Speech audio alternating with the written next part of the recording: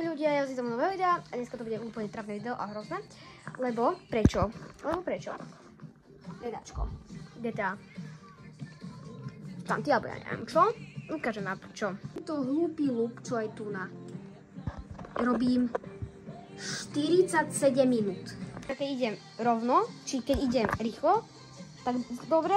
A potom, keď idem druhýkrát rýchlo, je to zle. A to isté je s pomalovaním. Ja neviem. Ja vám to ukážem. Dlho nebola GTAčka video. Vlastne neviem, nič bolo. Nechám tú hudbu tam zapnutú.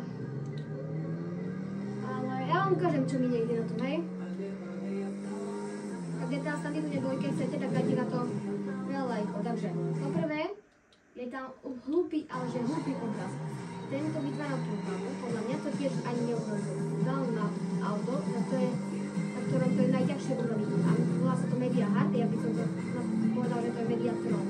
Takto ideš hore a tu na ťa vybancuje buď dole, alebo hore. A keď si už úplne hore, tak to preletíš, alebo padneš pod to.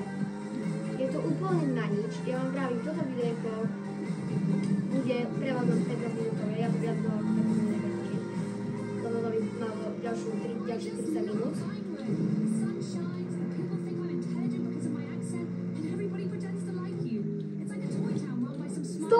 Stoj! Áno, ja neverím! 48 minút! 48 minút! 48 minút! Ja to tu mám!